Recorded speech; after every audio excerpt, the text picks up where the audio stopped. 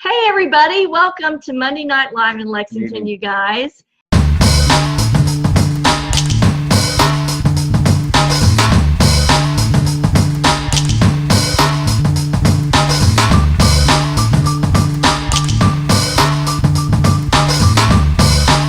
My name is Catherine Kaufman, and I'm a psychic medium here in Lexington, Kentucky.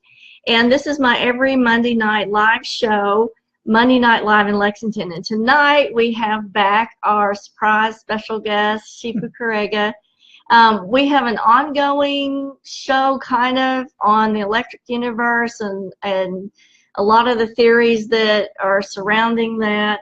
So tonight we're going to go over Giza power plant and Atlantis theory. Right. So those of you that are on my professional page, I did leave a link on there so that you can hop over to the personal page and chat if you want. I will try to catch all the questions as they go by because Facebook has changed something on this live feed, and it goes by so fast that I can't really catch all the comments, but I will try my best.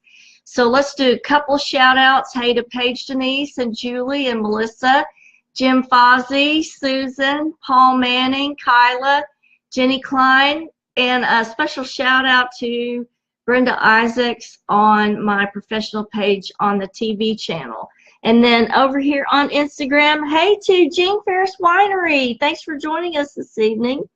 And Erica Page. If you have any questions on Instagram, type them in the comments. We will try to catch those as they go by as well. And hey to my kids. Yes. And hey to Veronica Kennard. So let's find out, and a lot of people don't even know what the Giza power plant is. Oh, okay. Well, let's take 1 second to step back and talk about why we're talking about this. Why are we talking about it? Indeed. Remember, electric universe cosmology is different because for it to work, there's an entire litmus test. Things have to fit the Occam's razor. They have to be the simplest explanation, which would, in our case, the evidence for the electric universe is primarily in the sun, secondarily in the stars, but there is a large amount of historical data. And when we talk about the historical data, we can no longer call it myth in a derisive kind of looking down on it kind of way, but as the origins of mankind, because the stories repeat around the world. Right.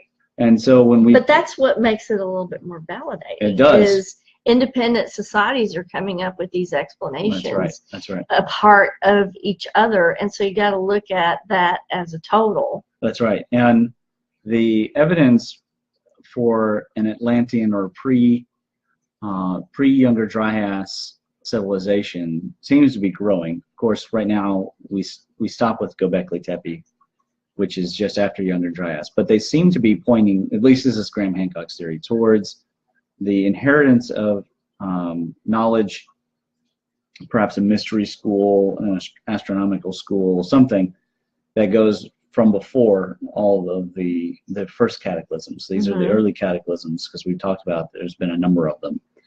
So we're going way back to the real Zep Tepe, not the age before Sumeria, but the age before the Ice Age, the last Ice Age, and in which there may have been an indeterminable length of period of time where biologically modern humans have existed from 250 to 250,000 years ago, and conscious modern humans who think like us, and they just as the same number of scam artists and geniuses and doctors and you know, just like us, have been around for 40,000 years, which means that based on evidence in cave paintings and these are theories, again, these are a lot of Graham Hancock, but you can go and look up the research. Certainly there's no reason why biologically modern humans for 200,000 years would not be capable of, after 160,000 years, forming some type of society or civilization. Now that mystery school perhaps the Bosnian pyramids are the start, at least in Yeah, that I was region looking of the at world. those. They're Right. huge. They are huge. They're how much bigger are they than the Egyptian pyramids? Well, because it's a mountain that has been shaped into a pyramid, they're quite a bit bigger, but they're not as impressive because they're not machines. These are, from what we can tell, worship centers. The cultures at that time had a predilection for going underground and painting. And what we found at the Bosnian pyramids is that the tunnels are all sealed off. So they sealed them off for a reason. Perhaps the age changed. One of my theories about the Göbekli Tepe is why would they bury these temples? Perhaps they just as the age changed. So like we're ending Pisces, then in Aquarius, you know. So if we were Göbekli Tepe, perhaps we would just bury that temple and build a new one, which seems to be what they were doing. And that being the beginnings of the mystery school, and if Graham Hancock's correct, the consumption of psychedelics, changing our consciousness, it's not too much of a stretch to imagine that within the next 24,000 years, that you would get pretty advanced and you could come up with something as advanced as a power plant at Giza. Right. What we know for sure is that Giza was not made with chiseling. It was not hand done. It was not made with slaves.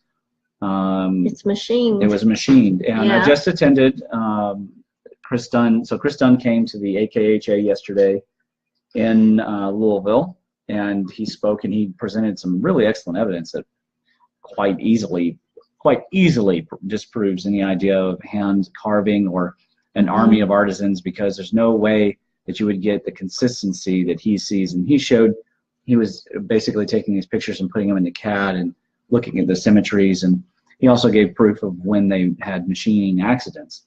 So the question becomes, well, how did they run these machines?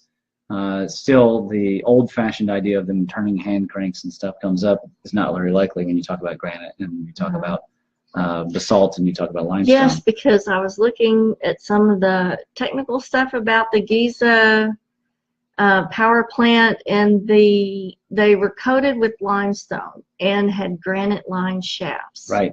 Now, some people think that they were molded. There's not a whole lot of evidence for that advanced a chemistry.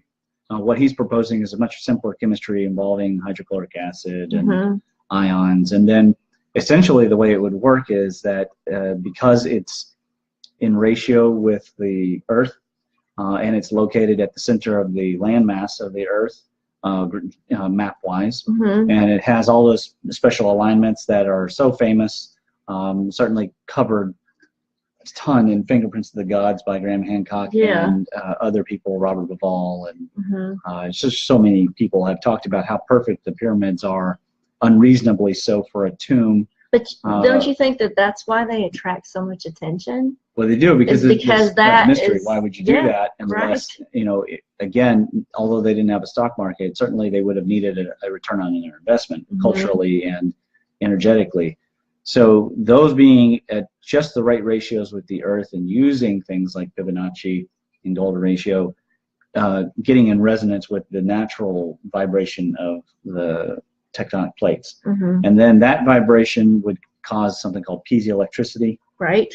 So which we see in nature. Right. Actually, there was just an event, you guys can look this up, in 2014 in Arkansas. There were some earthquakes that caused piezoelectric shock waves that killed a lot of birds. So birds were just crashing out. Lots of different types of birds. There's some kind of shrimp that has, that when they strike with their tail creates that effect, and it creates a vacuum and a light underwater. That's really fascinating. I'd like to see that. There's a lot of interesting there's a lot of really interesting effects, and hopefully next time I'll be able to do some superconducting here. But piezoelectricity is basically just the excitation of quartz crystals and then the conduction of electrons.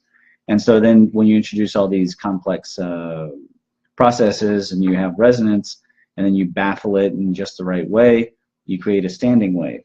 And you end up with one of the channels is it gets filled with the acid, and then there's electrodes that go into it, and that's what I don't want to ruin the door plugs have two little electrodes coming off.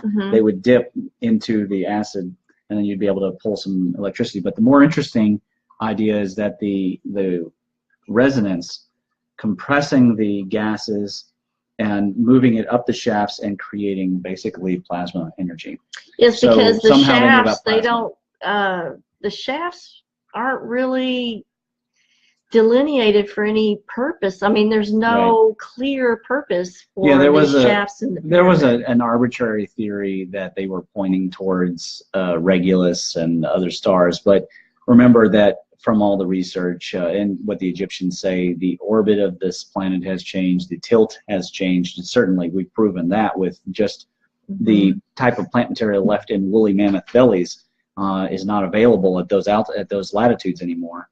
And even the possibility of the polar shift actually changed which one was north and which one was south. So that's very unlikely. It would certainly point to a star, but there's no proof that it would point to that star or this star. That's just a theory that was used. So why would anybody go to that length of cutting? When they cut those shafts, they did so in a way that was unreasonably difficult for I can't even any imagine. return on investment. Also, if they were looking at stars which are round, why would they make square shafts?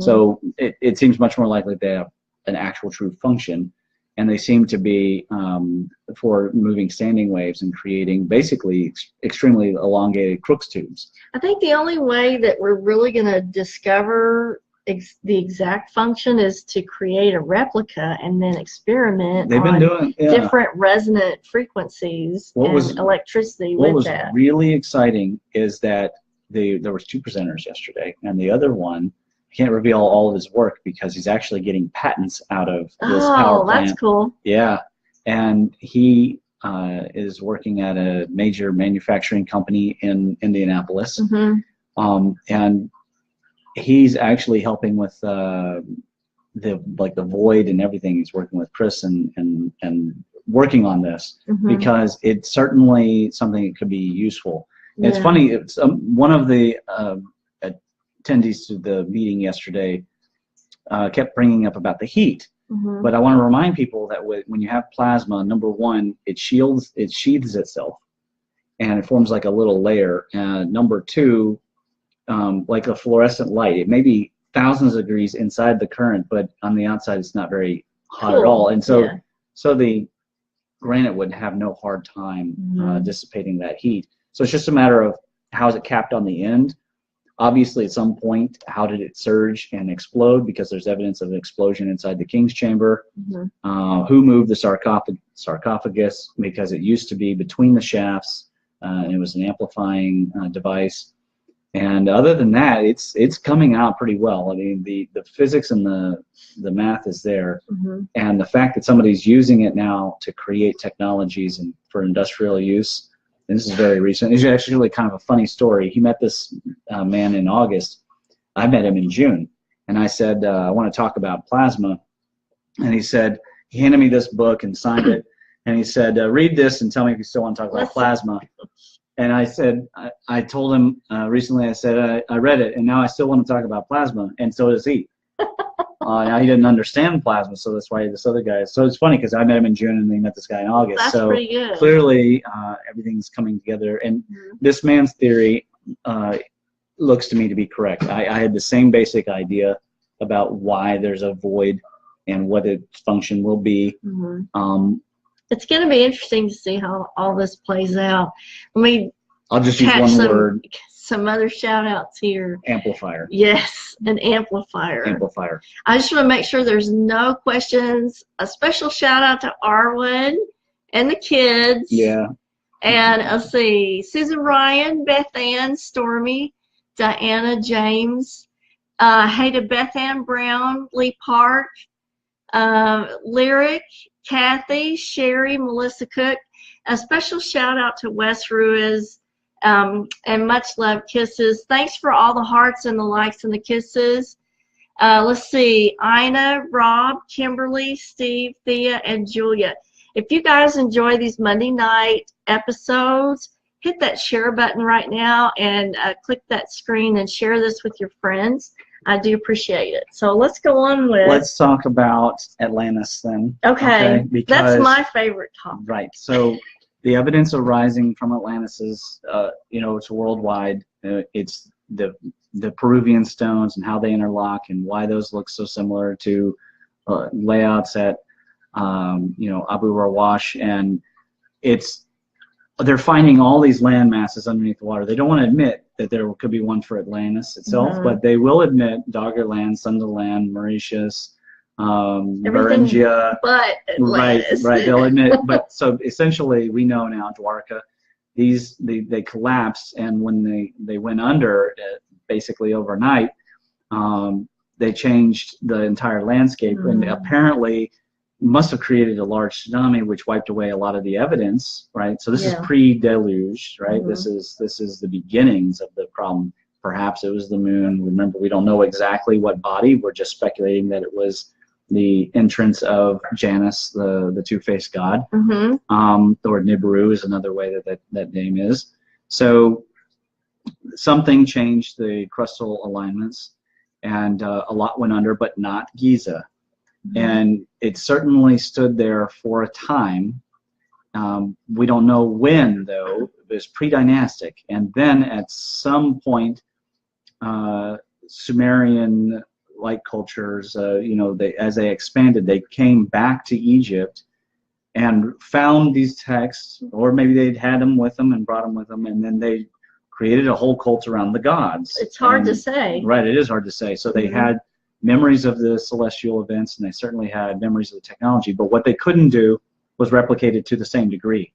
And so we see two dichotomies. One is the oldest stuff seems to be the best. And then the youngest stuff is not of the same quality, and it certainly seems to get worse as you go. And another thing is that the older stuff seems to be technologically driven for a purpose of perhaps an industrial purpose. And later on, it's more religious. But they certainly, instead of breaking into the pyramids and making them into tombs, they built the Valley of the Kings and temples at Luxor, etc. And then they did things.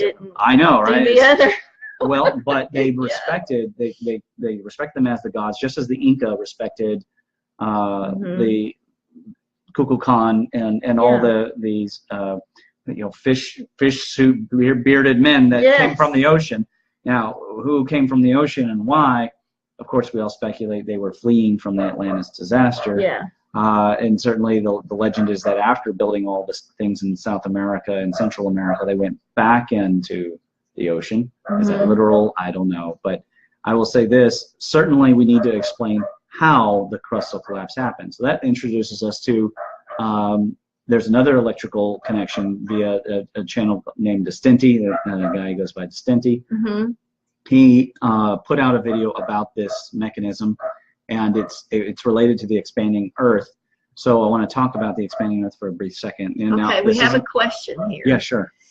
Susan wants to know, do you think that they harvested something or collected from the selected areas when building the pyramids and other areas? Minerals that are or was present in those certain locations, any evidence of this? Yes, so one of the things that Chris Dunn went over yesterday was about the big saws that they use to cut, and there are these pits right next to this mega structures. These are 30-some foot saws, and what they found is not only ferrous material, so rust, but they also found ruthenium, and ruthenium is not local. So he said one great source is Russia, and ruthenium is used for high temperature. It has a high melting point, more than 4,000 degrees, and it's used for machining. And when this other man, Eric Wilson, mentioned that to his colleagues in the industry, all their faces lit up, and they were like, wow, I'm on this now. So he's got a whole bunch of people looking at this stuff because no one in the antiquities, like Stonehenge or something, you're not going to find ruthenium. It's just not that common a metal. Not so how in would that they know? area. How would they know about that mineral or that element, and how to alloy it? Because it was alloyed with the saw, right? So that right there, that indicates a long time of working in forges. Right. So again, that's why I argue that we could use that 36,000 to 12,000 years to prove that. All right, so the expanding Earth.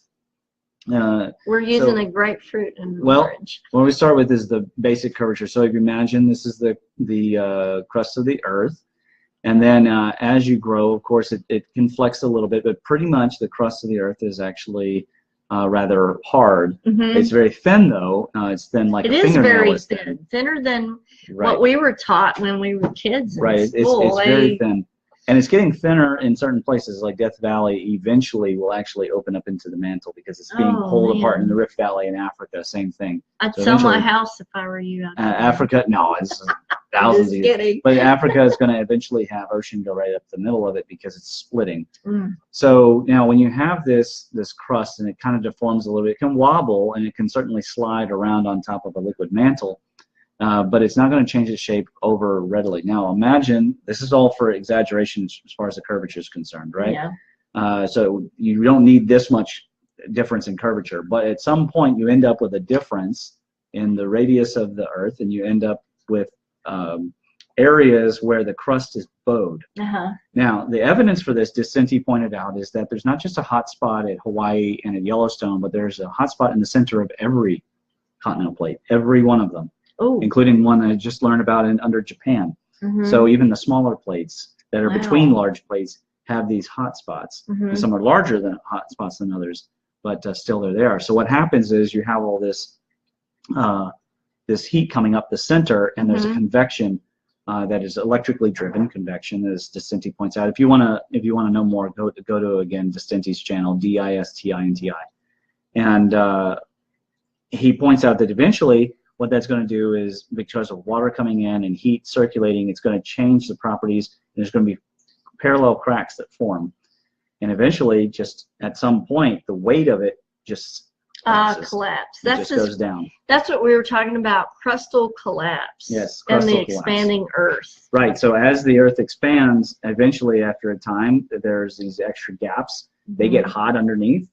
And it's just all the water vapor and everything changing, cracking, then suddenly there's a collapse. Now, could that have been triggered by something coming along? Just the same as sometimes a small earthquake triggers a landslide. The landslide then creates the tsunami. So you can have a chain of events, and certainly that could be, it could be the introduction of some other large body that causes, or it could have been its own thing. This could have happened all by itself, and as just one of several of the cataclysms, because we know there's at least 6 of these cataclysms, if not more.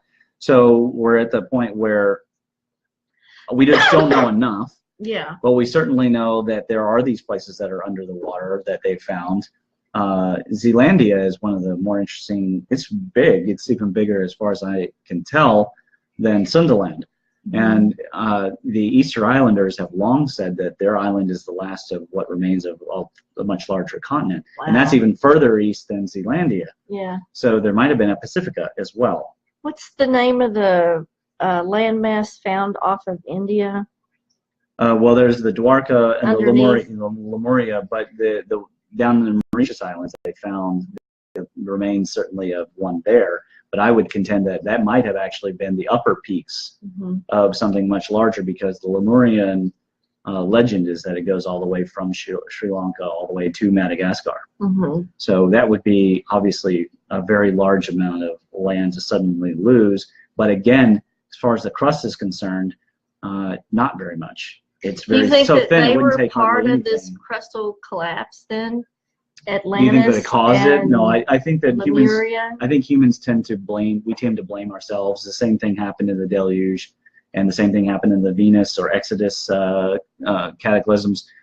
We blame humans. We blame the evil humans and the evil animals. But there's no proof that we were mining. I don't have anything for you guys in terms of like they were mining some special material and they were flying about with it like the Kryptonian. No, is our story of Krypton and Superman, is that a soul memory? Are we so interested in Superman because of that?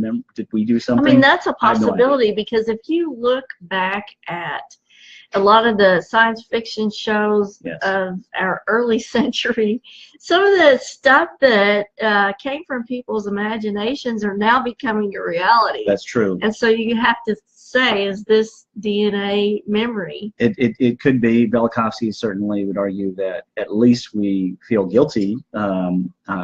You know, we argued in a previous episode that possibly we feel like abused children are abused by the gods.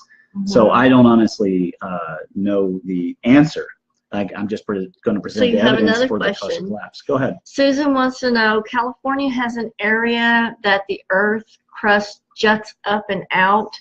Would that be caused from a collapsed area of this crustal collapse? I'm assuming that Susan is not referring to the normal the translation. There must be a different region that she's referring to. So I need to see.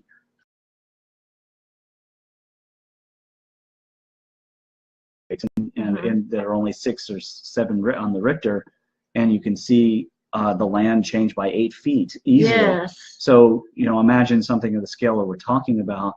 If you have a few thousand feet, when that falls, I mean, I don't know if people saw on Netflix, there's a Swedish video, it's an amazingly made movie called The Wave, and it's all about an actual landslide that will happen. I'm 100% promise it will happen. They monitor for it.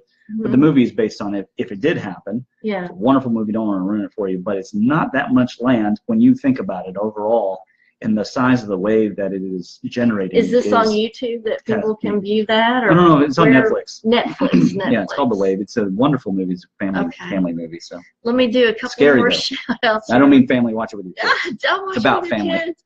Hey to Carrie, Regina, Debbie, Yasmin, Tim, and Tom Driver and Samantha Ward. Thanks for joining us tonight. Let me make sure there's no questions over here on Instagram. Hey to Talk Ghost and Paradise, and it looks like Mark. Thanks for joining us this evening. If you guys are enjoying this broadcast, hit the share button and share this with your friends. I think you just tap the screen and it will share. Thanks for joining us, and so let's continue on. Sure. Well, I just wanted to mention about, we've been talking about the galactic shift, and we've been talking about changes in the electric circuit. And I mentioned earlier to you, I've been noticing with my patients a drop in their motivation, energy, their metabolism, Everybody's their sexual getting energy. depressed right now and are like at the bottom of their energy. Why is that? I feel that there's evidence. Of course, I've made it very clear to people that there's going to be more killing chi this winter than usual, and I'm sorry if anybody has lost someone or is experiencing grief right now, but it's been very common. There has been a change in the electrical nature. Now, over at Suspicious Observers, Ben Davidson has been mentioning the magnetic shift. He has a series called Where Are We Going? And it's about us moving out of the dust, behind the dust cloud, and getting into the area where we can actually face the galactic center. So this is the age of Aquarius shift. So as that galactic energy is getting stronger on us, perhaps the sun's energy as we go into grand solar minimum is actually a synchronistic thing where the sun is going into a Maunder minimum of a sort, because the galactic circuit is increasing its flow. And perhaps the Earth's magnetosphere is getting weaker because it certainly is degrading because the sun's also coming down. So the entire circuitry might be changing. I wanted to ask you a question though. And I'm going to get back to the Giza power plant. I wanted to know, where's the power derived from? Is it lunar, solar? Is it derived from the ionosphere? You mean for what, the Earth? Or for the power plant. Well, in that case, remember, it was the resonance of the Earth. So it's the Earth's vibration. Right, but the Earth's vibration, now we are learning that, again, back to Suspicious Observers. In fact, he just came out with a video today. NASA has launched their own team to talk about electric sun-driven earthquakes. So since we've been making these series, NASA has totally changed their position. They've published a paper about Birkeland currents, and they don't call them that. Well, interesting. Very interesting, right? And now they're talking about, they have a whole team that's going to be dedicated to trying to predict earthquakes by looking at coronal holes.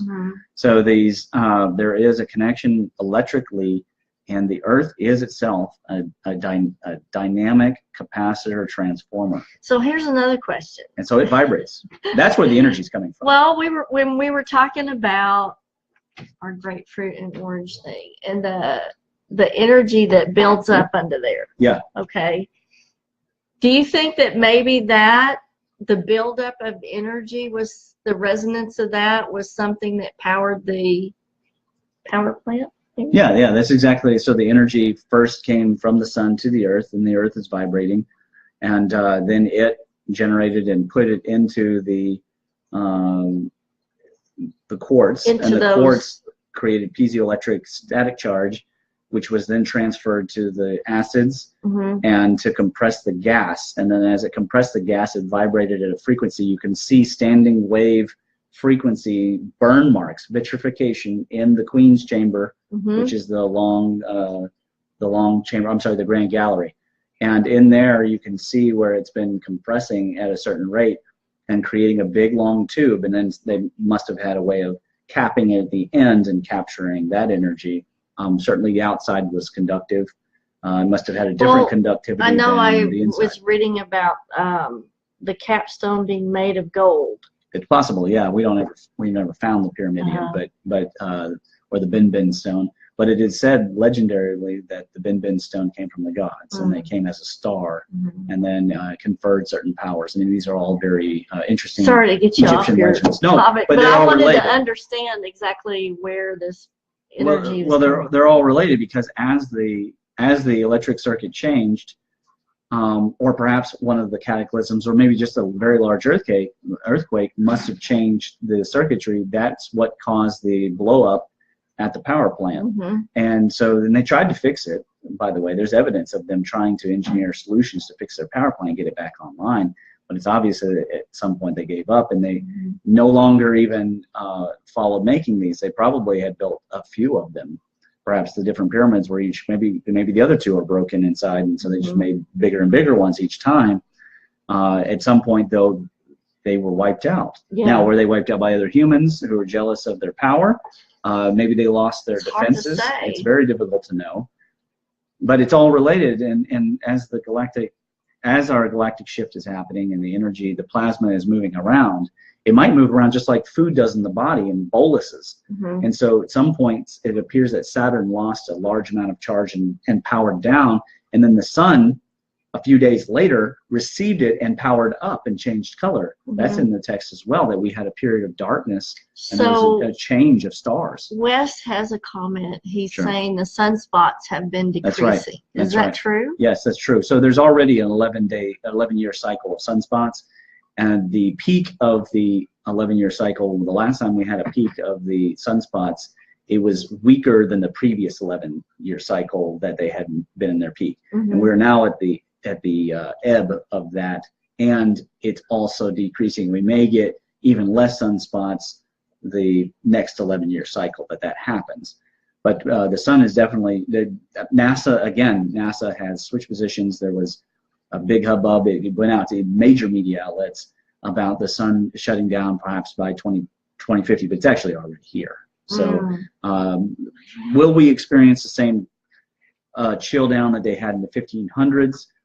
Maybe. We don't know. Will it be even more of a chill down? We don't know. Well, because we quite opposite than global warming. It is. All the indicators of that.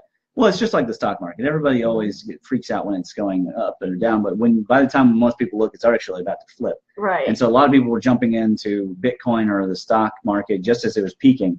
And the same thing here. The temperatures are peaking because they're going to drop. Now, how quick are they going to drop? I don't know if they're going to drop Younger Dryas style, or if they're going to come down like 5 degrees a decade or something. I don't honestly have an answer for that. All I know is that there is change happening. We have to expect that change and kind of adjust for it. It could be exciting change, though, and we don't want to focus too much on how Atlantis ended and all this negativity, because actually the fact that we are talking about plasma and we have the ability to do something with it is different. I was thinking about this morning. If there was a mega tsunami today, what would I do? I'd take my family in the car and I'd go to either Black Mountain or West Virginia, because that'd be like a mile high up altitude-wise. It'd be higher than any mega tsunami that I've ever heard of. Yeah. And I was thinking about it. Well, ARC and CAR both have ARC, CAR. You know what I mean? You don't have to be defined by, now if you're right on the coast and the tsunami hits, what can you do? But nothing. But humanity is going to experience this differently than before, and it's probably going to drive us together rather than apart. Hopefully. And certainly there's evidence that we will be able to harness the solar wind at some point. We'll be able to transfer that to way stations on different planets. We'll be able to terraform Mars. Who knows? We might even be able to create a magnetic tunnel of our own and siphon the atmosphere back from Venus to Mars where it came from, right? Because Venus has way too much carbon dioxide. If we could put just as much energy into that as we do fighting with each other, we would already be done. I mean, and you know, even people, they say things like, well, we're running out of resources. No, we're running out of surface. What we've got to do is robotic deep crust manufacturing and mining. And we've got the robots. Let's put them to work doing that. Not put people at risk, but go down 2,000 feet and actually start gathering all these extra, because whatever's on the surface, we're going to see that throughout the crust. So if we need more ruthenium, if we need more titanium, let's go get it. There's asteroids out there that have tons of platinum and titanium. Of asteroids. There's not a lack of energy, people, and there never was. Even among the standard green technologies, there's plenty of energy. And then what I'm talking about, there's more than enough for trillion people, let alone 8 billion of us. We've got to start treating each other better. As far as I'm concerned. We're already over. I know. Time goes by too quick when you're briefly here. mention these two books? Yes, go right ahead. People look for The Electric Sky. And show it to Instagram. And it's on. Don't get the one on Amazon. It's like $50. Look on the Electric Universe Gateway and go to Stickman Stone and pick this guy up. And so we need really to leave a link on the comments for the electric. And then I've been also reading about Li Qingyun, who was a confirmed, officially documented 250-year-old man. And you'd be surprised how he did not he didn't try extra hard to be like that. So he must have tapped into some natural technology. And hopefully after we do, because next episode we're going to be doing King Arthur. Yes. Right? I know. People didn't expect that, did they? Oh, no. But after that, then hopefully we're able to get and do some of the Chinese technology. That would be a lot of fun. I know we haven't done that. We probably need to. So let's find out now, David. What's for dinner, David? Well, David's a little lacking tonight. I had some surprise visitors, my mom and dad. So I want to do an impromptu, delicious grilled cheese sandwich. Oh, yay! Fancy grilled cheese sandwich. All So right. not just plain American cheese. We're going to throw some pimento cheese in there and a few little tidbits and stuff. So excellent. Okay, so those of you that watched last Monday night live in Lexington, where I did part 1 of vocation and soul purpose, next Monday is going to be part 2. Stay tuned for that. And then we're going to get this guy back for some more of the new theory on King Arthur. That's right. I can't wait for that. It's right in front of everyone's faces. And I know. I can't wait. At some point, we never got to it because I was sick. We never got to the Bonza, the Chinese astrology. I know, but happy Chinese New Year, Happy guys. Chinese New Year. So we're going to sign out. You guys have a fabulous week. Thank you. Kisses from Kentucky. And I will see you next Monday. So we're going to shut down.